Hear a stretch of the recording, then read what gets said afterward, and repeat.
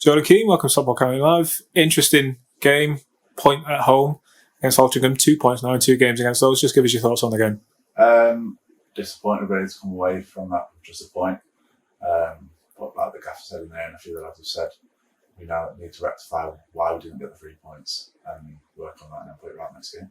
Without going into too much detail, why did we not get the 3 points today? I think we're going off the last 2 games. Our first half performances have been a lot brighter, a lot sharper, and we moved the ball a lot more in the first half. And then we've got to take ownership in the second half and keep doing the things that are working. And if they don't work, try to find a different way and work a little bit harder, maybe on and off the ball. But like I say, 2 first half performances, got the goals, but today we just didn't see it out. The game changed the second half. Alex Reid went off, Macaulay Southern-Hales came off. 2 very fast, quick players that can change games with the speed. Did you think that maybe played a part in County's second half being different from the first? You could say that. I mean, we have got quality on the bench, we've got quality all around the squad, what can come in and fill in, and anybody can start the game here. But like I say, Macca's come in and done well. Really very good, very sharp, playing one touch around the corner, and he's good off the shoulder and stretches it well.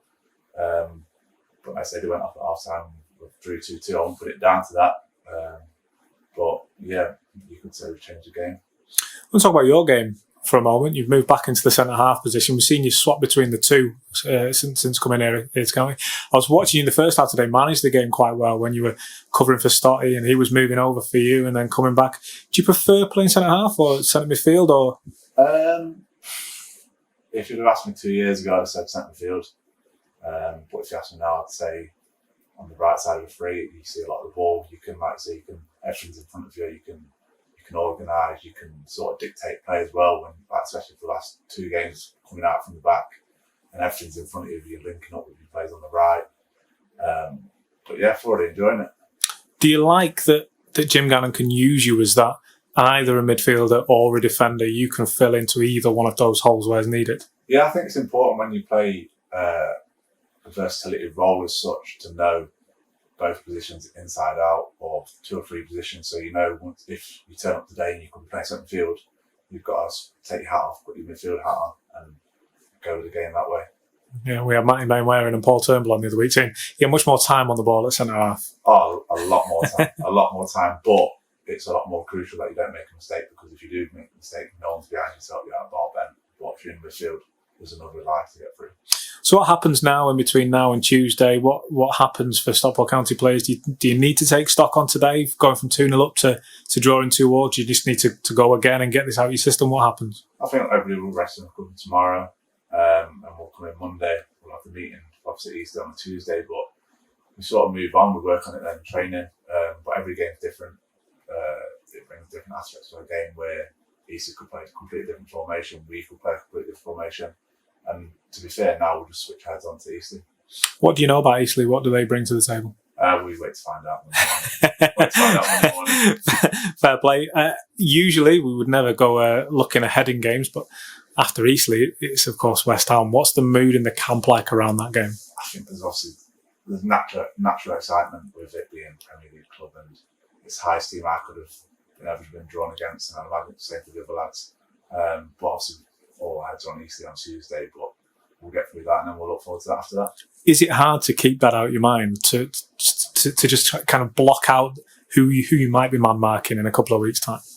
When we're training, no, it's not that hard, because obviously everything's for the next game and you're out there training or you're in the gym or whatever. But once you go home and your mates are texting or you're looking at West Ham results, obviously it's natural to look at the team you're coming up against anyway. But when you're looking at West Ham instead of another conference side, it is a bit different, but they could field anybody. They've got quality everywhere. Yeah, of course.